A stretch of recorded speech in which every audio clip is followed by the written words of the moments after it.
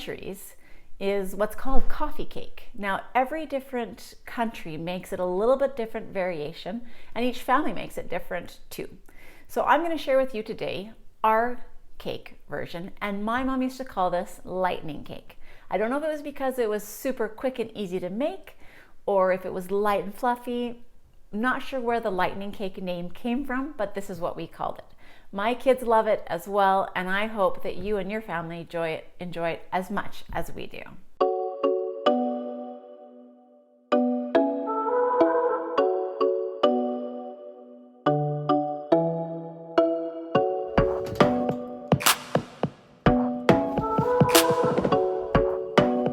So this lightning cake recipe, I'm going to walk you through all the steps because not everyone has a mom like I did that taught me how to cook these things. So I want to share with you how to cook this simple recipe. And you're going to say, thanks, Keri. Now I've got it. I can make this anytime. It's that quick and easy for everyone to make.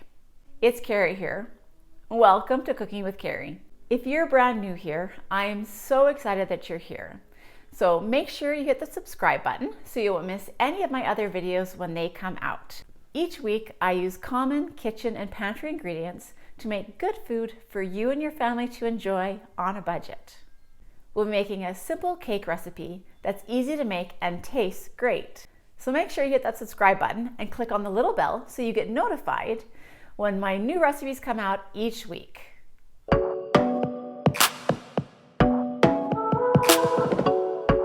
The very first step in this recipe is to turn on your oven to 350 degrees Fahrenheit and let it warm up while you do the mixing. The next step is to take 3 eggs and beat them. Now we're going to beat them until they're light in color and thick.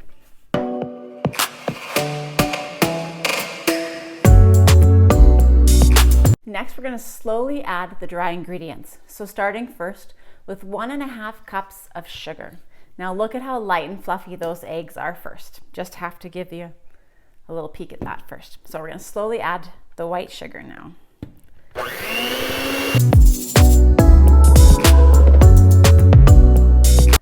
Okay, with 1.5 cups of sugar, it's already become too thick for my wire whisk.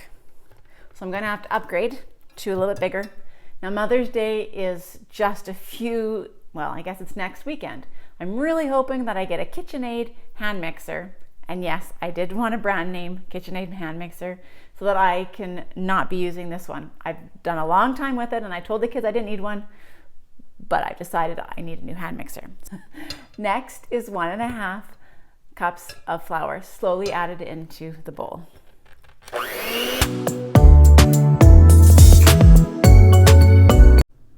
So the mixture is getting really thick. I'm going to hold off on putting that 1/2 cup of flour, and I'm going to add in my baking powder and my salt into this mix before I add the rest of the flour. Okay, 1.5 teaspoons of baking powder.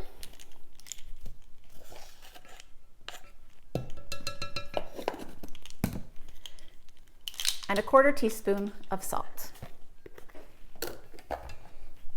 Now I can add in the rest of that flour. Now at this point, you're probably wondering, Keri, you said this was gonna be a light and fluffy cake. This is getting really hard to stir. So now we're gonna take 3/4 cup of milk and add 1 tablespoon of butter. And then I'm going to melt that together in the microwave until it's been heated to melting. So it took 2 minutes in my microwave to melt the butter into the milk. What I'm going to first do is add in 1.5 teaspoons of vanilla to this bowl. And then I'm going to add in my milk.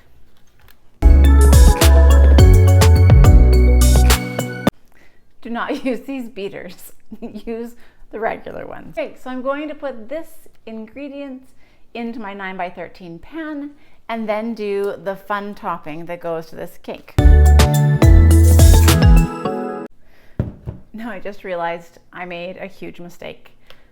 I forgot to line this with parchment paper. So it's gonna be a little bit of a bugger to get out of the pan when it's cooked, but my family won't care as long as it tastes great. So you don't make the same mistake as me and make sure you line that pan with parchment paper.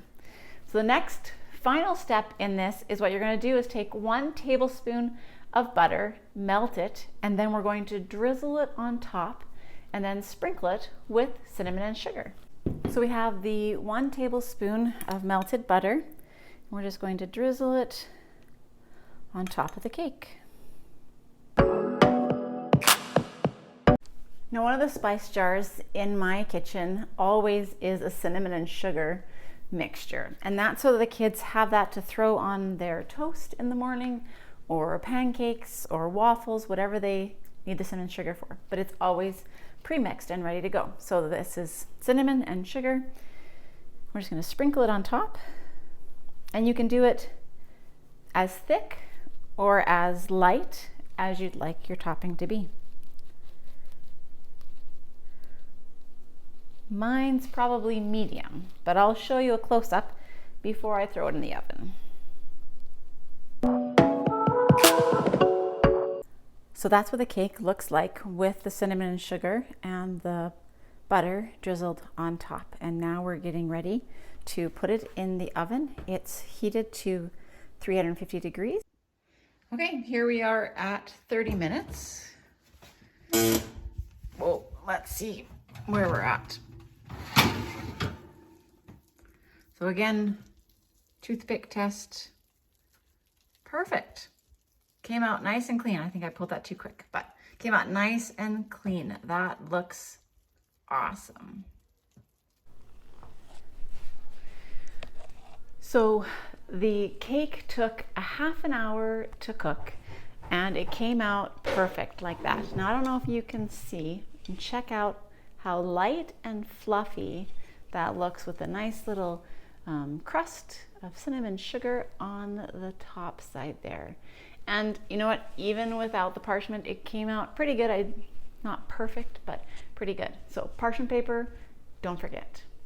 Anything, don't forget that. So anyways, that is lightning cake. I hope you and your family enjoy.